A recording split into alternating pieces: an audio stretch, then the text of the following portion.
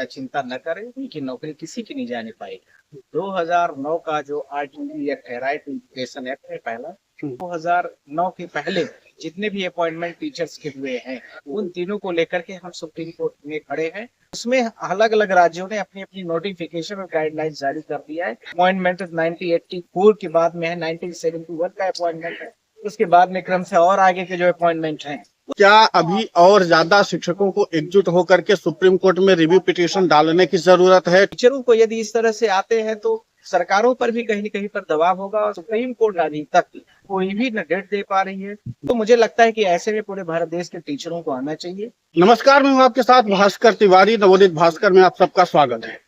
TET अनिवार्यता को लेकर के जिस तरीके से सुप्रीम कोर्ट का फैसला आता है और उसके बाद लगातार ताबड़तोड़ सरकारें जो है अपने तरफ से लगातार नियमों को अब जारी करना शुरू कर देती है, और जितनी जल्दबाजी सरकारें दिखा रही हैं, जाहिर सी बात है कि शिक्षकों के लिए बेचैनी उतनी ज्यादा बढ़ रही है। इन तमाम विषयों को लेकर के हम खुद ये जानना चाह रहे थे कि आखिर इसकी वास्तविकता क्या है। क्या वास्तव में टेट अनिवार्यता को लेकर के जो शिक्षकों की चिंता है उनको दूर किया जा सकता है? इन तमाम विषयों पर विस्तार से चर्चा करने के लिए हमारे साथ देश के जाने माने वरिष्ठ सुप्रीम कोर्ट के वकील श्री नरेंद्र मिश्रा जी हैं। सर, आपका बहुत बहुत स्वागत है। और पहला सवाल यह है कि जिस तरीके से हमने मध्य प्रदेश सरकार का आपने देखा कि किस तरीके से आदेश आया है डीपीआई विभाग का, और उसके बाद लगातार हर एक राज्य सरकारें जो है बहुत ज्यादा तत्परता दिखा रही हैं। और इसके अलावा एक और महत्वपूर्ण बात है कि जो आपकी ये रिव्यू पिटीशन है, अभी सुनवाई की तारीख नहीं है। ऐसे में शिक्षक बेचैन हैं, तो उनकी चिंताओं को कैसे दूर करेंगे? मैं आपके माध्यम से पहले उस दिन भी बोला था और आज फिर बोल रहा हूँ कि भारत देश के जितने भी शिक्षक हैं वो बिल्कुल भी जरा भी वो गंभीरता से इस चीज को समझने की कोशिश करें कि वो चिंता न करें, उनकी नौकरी किसी की नहीं जाने पाएगी। 2009 का जो आरटीई एक्ट है, राइट टू एजुकेशन एक्ट है पहला। दूसरा, इसके बाद में 2001 का जो एक्ट है, जिसमें कोई भी लोकल स्तर पर यदि कोई स्कूल या शिक्षा है तो वहां पर लोकल लेवल से ही उसका अपॉइंटमेंट वगैरह होता था। तीसरा, इसके साथ में 2009 के पहले जितने भी अपॉइंटमेंट टीचर्स के हुए हैं, उन तीनों को लेकर के हम सुप्रीम कोर्ट में खड़े हैं। और सुप्रीम कोर्ट में जो जजमेंट 1 सितंबर 2025 को आया है, दीपांकर दत्ता और इसके साथ में जस्टिस मनमोहन सिंह की, उसके लिए मैंने आपको दो बार बताया, मैंने पिटीशन फाइल की है। इसके साथ में मैंने कुछ समय बाद ही कुछ और बहुत सारे एसोसिएशन यूपी के भी आए अलग से, उसके साथ में कुछ झारखंड के भी आए हैं। उस एसोसिएशन के माध्यम से आपने पिटीशन में फाइल करा, और उसकी डेटें अभी भी फिक्स नहीं हो पाई। तो सवाल यह उठता है कि जो सुप्रीम कोर्ट की जो case number, civil appeal number है 1385/2025, उसमें सुप्रीम कोर्ट ने जो ऑर्डर दिया कि अनिवार्यता जिनका 5 साल से ज्यादा है जॉब, तो वो 2 साल के अंदर में किसी भी स्तर जितना जल्दी हो सकता है वो टेट कर, यानी टीचर एलिजिबिलिटी जो टेस्ट होता है एग्जामिनेशन का, उसको क्वालिफाई करे। पहला, उसमें सवाल में 5-6 बड़े इंपॉर्टेंट इश्यूज है। पहला इश्यूज ये है कि अभी तक राज्य सरकारें जितना है, भारत देश ज्यादातर जो राज्य सरकारें हैं वो भाजपा शासित है या उनके अलायंस से संबंधित। उसमें अलग अलग राज्यों ने अपनी अपनी नोटिफिकेशन और गाइडलाइंस जारी कर दिया है कि सुप्रीम कोर्ट का जो सिविल अपील नंबर मैंने अभी आपको बताया था, उसमें जो डायरेक्शंस दिए गए हैं उसको तत्कालिक रूप से तत्काल उसको इम्प्लीमेंट करेंगे। जिसमें मध्य प्रदेश राज्य अभी आपको पता है कि 2 मार्च को अभी लागू किया है कि हम किसी भी स्तर में आकर के इसको लागू करेंगे। सवाल यह उठता है कि जब 2 साल के अंदर में यदि आपको टेट मैंडेटरी तरीके से करना ही है, तो जिन लोगों का एग्जामिनेशन, वही सवाल फिर से उठेगा, जिन लोगों को उस समय पर राइट टू एजुकेशन एक्ट में जो सारी चीजें थी, अर्थात 2009 का जो एक्ट है, इसके पहले जो अपॉइंटमेंट 1984 के बाद में है, 1971 का अपॉइंटमेंट है, उसके बाद में क्रम से और आगे के जो अपॉइंटमेंट हैं, उन अपॉइंटमेंटों के साथ में सरकार की क्या नियमावली रहेगी, और साथ में सुप्रीम कोर्ट ऑफ इंडिया ने उसमें कोई भी डायरेक्शन नहीं जारी किया है। जब टेट अनिवार्यता की बात की जा रही है तो इसके लिए मिनिमम क्वालिफिकेशन आप सबको पता है कि कम से कम आदमी को ग्रेजुएट होना चाहिए। ग्रेजुएट जब होगा वो, तो कम से कम उसके लिए उसको 10th पास, 12th पास, उसके बाद ग्रेजुएशन होना पड़ेगा। तो जो लोग 10th लेवल पर या 12th लेवल पर एग्जामिनेशन क्वालिफाइड किए हैं, और राइट टू एजुकेशन एक्ट 2009 और इसके साथ में 2011 के पहले की जितनी भी, जिसमें ये स्पष्ट लिखा गया है कि इन पे कोई भी टेट एग्जामिनेशन नहीं लागू किया जाए। तो सुप्रीम कोर्ट ऑफ इंडिया की बहुत सारे जजमेंट है जिसमें लिखा है कि जो गजट नोटिफिकेशन होता है, जो पब्लिकेशन होता है, उसके आधार पर कोई भी मानदंड तय होता है। अर्थात यदि मान लीजिए मैं यूपीएससी के एस्पिरेंट हूँ, उसमें लिखा हुआ है कि हमें कॉलेज या ग्रेजुएशन मिनिमम ग्रेजुएट होना चाहिए, उसके साथ में क्वालिफिकेशन में मिनिमम एलिजिबिलिटी में परसेंटेज में लिखा है कि 55% हमारी जो है, तो वो उसकी मिनिमम परसेंटेज होनी चाहिए। जब ये सारी चीजें लिखी है, अब कल को आप 10 साल बाद या 20 साल बाद आके कह दो कि अब सुप्रीम कोर्ट के डायरेक्शन आ जाए उसमें कि अब आपको मिनिमम तरीके से जो बच्चे यूपीएससी देंगे उसको किसी स्पेशल ट्रेनिंग की जरूरत है, जो कि स्किल्ड होगी, जो कि एडमिन की होगी, एडमिनिस्ट्रेशन की होनी चाहिए, जो इसके साथ में कुछ ऐसा प्रोग्राम होना चाहिए गवर्नमेंट का या किसी और का। ये सारी चीजें नहीं लागू मानी गई, पहला पक्ष। अब आ रहा हूँ दूसरे पक्ष। जब से ये सारी चीजें आई है, राइट टू एजुकेशन एक्ट की बात की गई, उसी में से दूसरा पार्ट है, अर्थात 2 साल के बाद की बात आ रही है, जिसमें स्पष्ट तरीके से सुप्रीम कोर्ट ने बोला कि जिनका अभी 5 साल से ऊपर का, मतलब मान लिया जाए यानी 5 साल के अंदर का उनका सॉरी, जो 5 साल के अंदर में किसी का वो है रिटायरमेंट हो रहा है, तो उसके लिए स्पष्ट तरीके से गाइडलाइन में कहा गया कि उनको व्यक्तिगत तरीके से डायरेक्ट उनका सीधा का सीधा उनका रिटायरमेंट हो जाएगा। ये सारी चीजों के सवालों पर, और यह भी कहा जा रहा है कि ये सारी चीजें लागू भी की जाएंगी, और साथ में आपको यदि आप नहीं करते हैं तो आपको जितने भी गवर्नमेंट्स के बेनिफिट्स हैं वो भी कहीं ना कहीं पर हट जाएंगे, पहला। दूसरा, उसके साथ में जो गवर्नमेंट्स के बेनिफिट में आपके, मान लीजिए जब आप रिटायर्ड होते इकट्ठा जो पेंशन के साथ में पैसे मिलते हैं, या पेंशन नहीं मिलता इकट्ठा गवर्नमेंट आजकल रिटायरमेंट प्लान देती है, तो ये सारी चीजें जो भी होगी वो सब पर कहीं ना कहीं पर ये भारी पड़ेंगी। और इस तरीके का जजमेंट देना, मुझे लगता है कि पार्सली इसमें अमेंडमेंट की जरूरत है, जो कि मैंने 3-4 रास्तों से, अलग अलग माध्यमों से, जो भारत देश के शिक्षक है, जो यूएसए वगैरह की प्रणाली है, आपने देखा है कि कहीं भी टीचर यदि खड़ा होता है तो उनकी इतनी जबरदस्त तरीके से वहां पर रेपुटेशन है, उनकी इतनी इज्जत है, उनको एलिजिबिलिटी के तौर पर नहीं, उनके इस गुणवत्ता के आधार पर उनको इतना सम्मान दिया जाता है कि चाहे वो हाई कोर्ट या सुप्रीम कोर्ट की वहां की क्यों ना हो, यदि वहां पर शिक्षक कोई बैठा हुआ है, कोई टीचर बैठा हुआ है, कोई प्रोफेसर बैठा हुआ है, तो इसको पहले चेयर दी जाती है एज कम्पेयर टू अनदर। तो हम उनके साथ में हैं, हमारे सम्मान में, हमारे नजर में उनका बड़ा सम्मान है, और इसके साथ में मैं उनके साथ में खड़ा हूं। महत्वपूर्ण बात यह है सर कि जब ये अभी जो रिव्यू पिटीशन डाली गई है, तो क्या लगता है कि इस पर सुनवाई कब तक संभव है, और जब सुनवाई होगी तो वही सवाल मेरा अभी भी है कि क्या जो शिक्षकों की ये जो कंसर्न है, जो आपको मैंने अभी एक्सप्लेन किया और जिस तरीके से आदेश भी है, इनको कैसे आप लोग प्रेजेंट करेंगे जिसके नाते से शिक्षकों को राहत मिल सके? देखिए, उसमें मैं आपके माध्यम से और आपके प्रश्न के माध्यम से, मुझे लगता है बहुत सारे लोगों का, जनता मतलब टीचरों का प्रश्न भी था, मैं आपके माध्यम से इसका जवाब दे रहा हूँ कि मेरे 3 इंपॉर्टेंट पॉइंट है। पहले बेसिक जो एलिजिबिलिटी है, बेसिक एलिजिबिलिटी जो 1971 में था, उसके बाद 82 में आता है, इसके साथ में 2001 में भी आता है। अलग अलग सालों में क्रमशः पहले 10वीं पास व्यक्ति को टीचर बनाया जाता था, फिर 12वीं पास को टीचर बनाया गया है। तो सवाल यह उठता है कि वो टीचरों के लिए आपने जो टाइम बाउंड किया है टेट देने के लिए 2 साल के अंदर, उनको कैसे फिजिकली पॉसिबल, पहला मेरा ग्राउंड।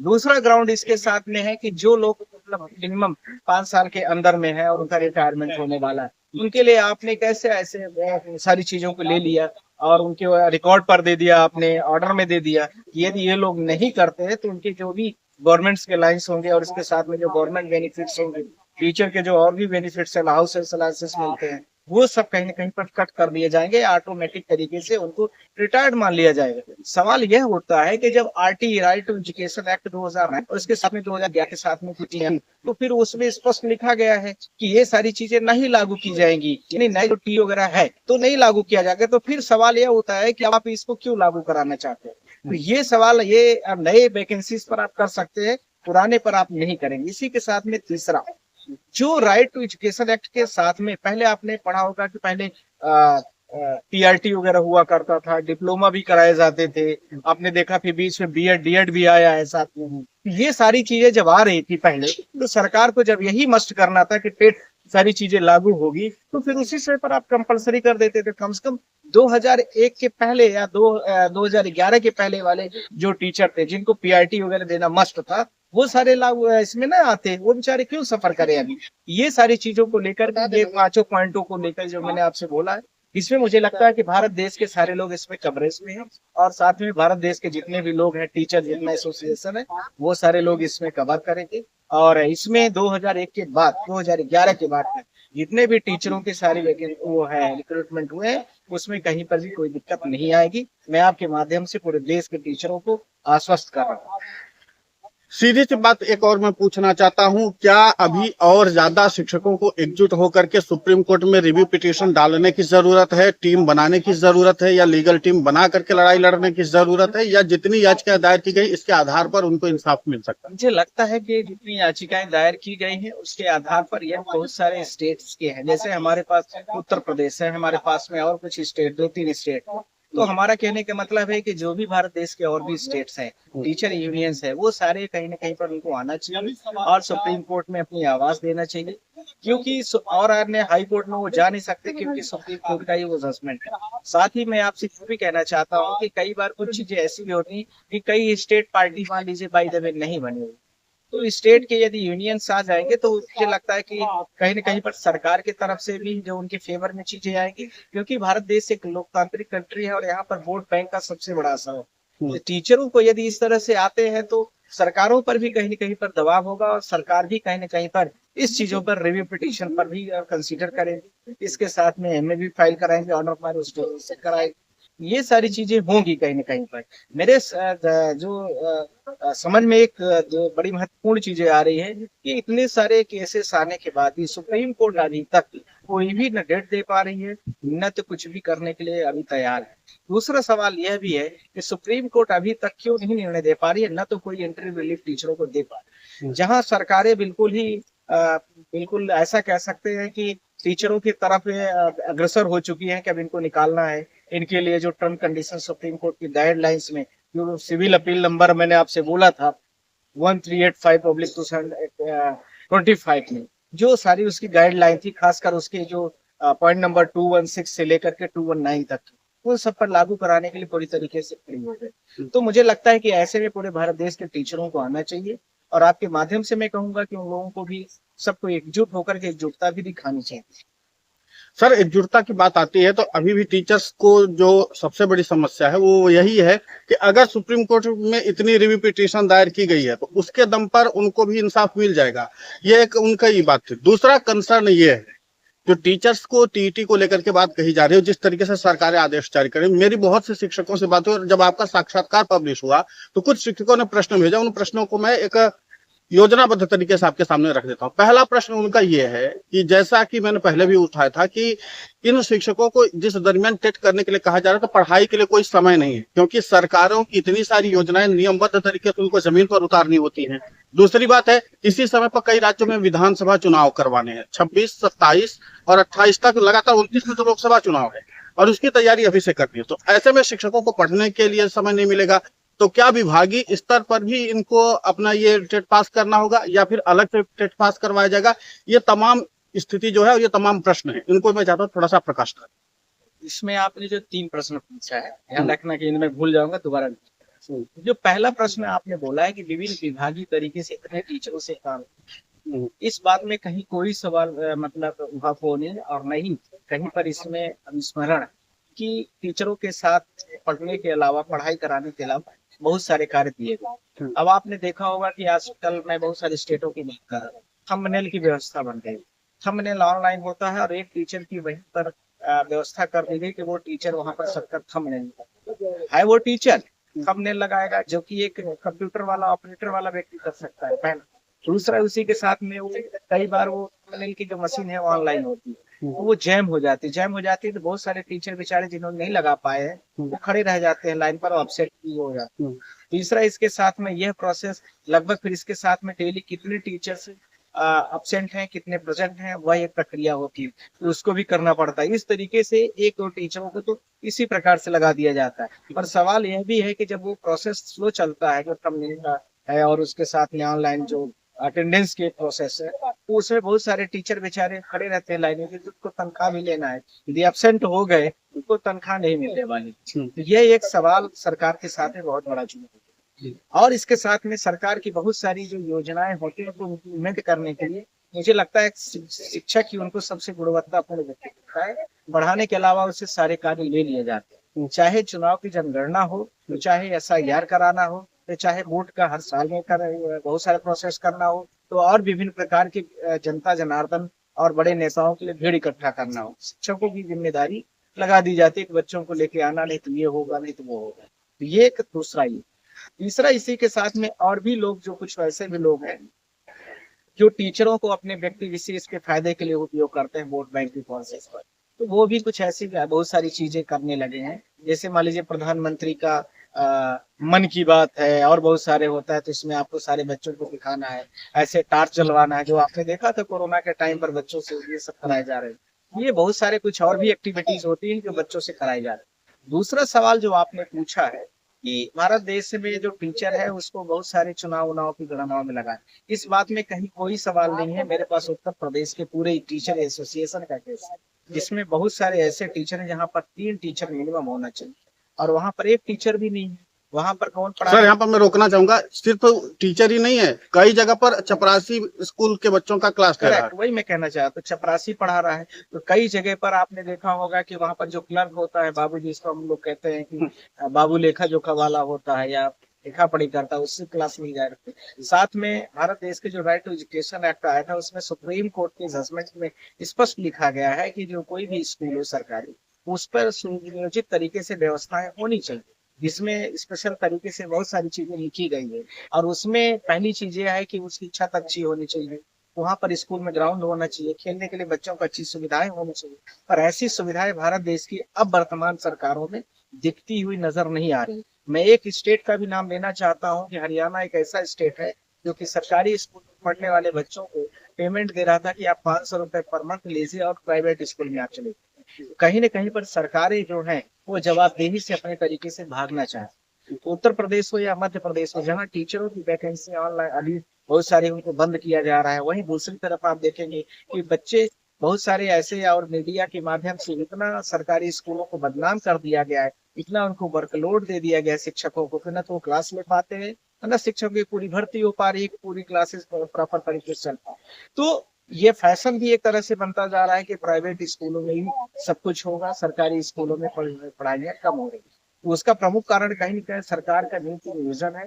दूसरा, सरकार की जो सुनियोजित तरीके से सरकारी स्कूलों को बंद करना, प्राइवेटीकरण में निजीकरण को बढ़ावा देना, अपनी जिम्मेदारियों से भागना। साथ में अभी जो सरकार की नीतियां चल रही कि नई सरकारी वैकेंसीज को हम फुलफिल नहीं करेंगे, वह भी उसका एक योजनाबद्ध तरीके से स्कूल बंद करने का एक अभिन्न अंग है।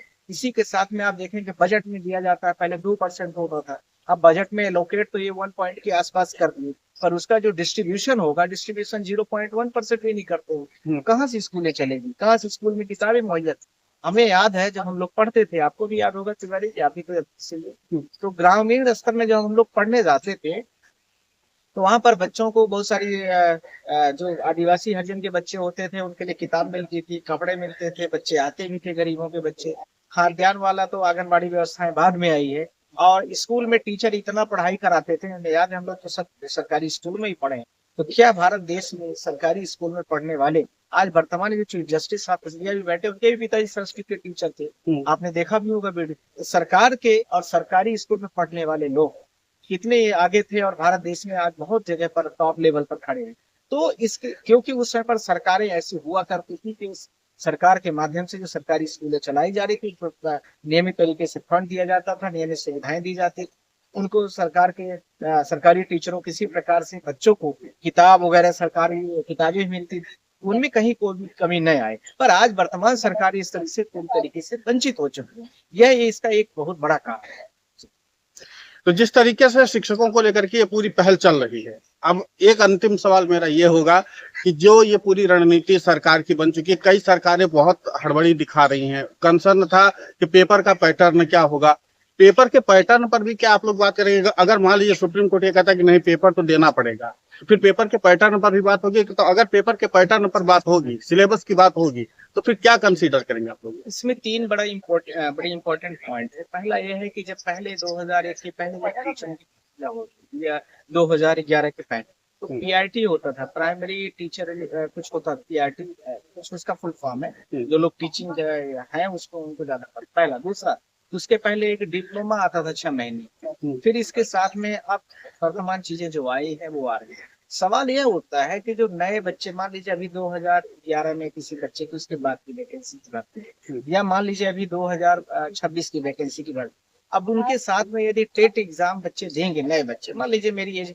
20 ईयर्स के अबव हो गई, तो वो सारे लोग कैसे कर पाएंगे? पहले उनको कैसे फेस करना पड़ेगा? टीचर का जो मिनिमम एलिजिबिलिटीज है, उनको पढ़ना है, सारी चीजों को अपडेट होना है, तो उनके साथ में जो एक कंपटीशन होगा, मुझे लगता है कि नए बच्चे के साथ में उनको थोड़ा फेस करने में दिक्कत है। इवन मैं आपसे यह भी कहना चाहता हूँ कि जो हमारे चीफ जस्टिस साहब ने, जस्टिस दीपांकर दत्ता साहब ने जो अभी ऑर्डर पास किया है, उनको भी मैं बोल दूं कि अभी 20-25 साल के बच्चे के साथ में इक्विवेलेंट आप मेहनत कर लो, तो उनके साथ में भी प्रश्न खड़ा होगा। ऑर्डर देना एक अलग चीज होती है। ये तो इसी तरह से एक व्यवस्था बन गई कि कोई भी व्यक्ति को आप पावर में है तो बिना सोचे समझे उसके ऊपर ऐसे ऐसे नियम कानून बना दे कि वो सारी चीजों को बेचारा अपने आप ही इस्तीफा ले। तीसरा इसके साथ में जो और भी महत्वपूर्ण है, सारे टीचरों के साथ में ये सवाल है कि टेट का जो एग्जामिनेशन होगा, जिसकी उम्र मान लीजिए 56 साल है, 58 साल है या 55 साल, अब वो बहुत सारे आउटडेटेड हो गया है। मार्केट से जो नए नए फैक्ट है उससे बहुत चीजों पर ट्रेडिशनल हो गया। जैसे मान लीजिए कोई फिजिक्स का टीचर है या केमिस्ट्री का, अब उसके में तो बहुत सारे जब से उसने पढ़ाना शुरू किया तो केमिस्ट्री और फिजिक्स ही पढ़ा है, नई चीजें तो अवॉइड तो है नहीं। वो तो बहुत सारे जो नए फैक्ट आएंगे वो कैसे सफर करेगा, इसके लिए सरकार के पास कुछ मॉडल नहीं है। आज इसी के साथ में जो लास्ट पॉइंट है, जो 2011 और 2009 का राइट टू एजुकेशन एक्ट के बारे में मैंने आपसे बात की, उसके पहले के टीचरों पर यह लागू नहीं होना चाहिए। और ऐसे बहुत सारे जितने भी गजट नोटिफिकेशन हुए हैं उस पे भी है। इसके साथ में सरकार के माध्यम से जितने अपॉइंटमेंट किए गए हैं गजट पब्लिकेशन में आए हैं, और इसके साथ में जो नोटिफिकेशन निकाले गए एम्प्लॉयमेंट के लिए, उनमें जो चीजें आई है अकॉर्डिंगली टू उसी के हमेशा नियम कानून लागू होते हैं। पर यहाँ पर जो सरकार ने जस्टिस ने किया है वो गलत है, वो इनरेगुलर है, और उसके साथ में पार्शियली उसको हमने अमेंड करने के लिए और उस सारी चीजों के लिए करने के लिए कोशिश की। बिल्कुल, तो जिस तरीके से आदरणीय एडवोकेट साहब ने पूरी बात को समझाया है और जो प्रमुख बातें रखी है उसमें से शिक्षकों के लिए अभी भी है करो या मरो, यानी अगर यूनाइट होंगे, एक होंगे, रिव्यू पिटीशन है लगातार वो दायर करते रहेंगे, सुप्रीम कोर्ट आते रहेंगे, तो उनकी नौकरी और साख बची रहेगी। और अगर ऐसा करने में उन्होंने कोताही बरती, उन्हें लगा कि अगर सब जब कर रहे हैं तो हम उसी के सहारे चलेंगे, तो ऐसा होने वाला नहीं है। एकजुट होना पड़ेगा, लीगल टीम बनानी पड़ेगी और सुप्रीम कोर्ट में आकर के अपनी बात रखनी होगी। बाहर बात करने से कोई बात बनने वाली नहीं है। सर, आपने अपने व्यस्ततम समय में से थोड़ा सा समय मेरे लिए निकाला, शिक्षकों के लिए निकाला, आपका बहुत बहुत शुक्रिया, बहुत बहुत आभार। और जिस तरीके से बातें रखी हैं, खैर इस साक्षात्कार को लेकर के आपकी प्रतिक्रिया क्या है, नीचे कमेंट बॉक्स खुला है, लिखें। और अगर वकील साहब से आप कोई प्रश्न पूछना चाहते हैं वो भी कमेंट बॉक्स में लिखें। हम हर बार की तरह इस बार भी आपका प्रश्न नोट करेंगे और इसके बाद इसको पूछेंगे जरूर।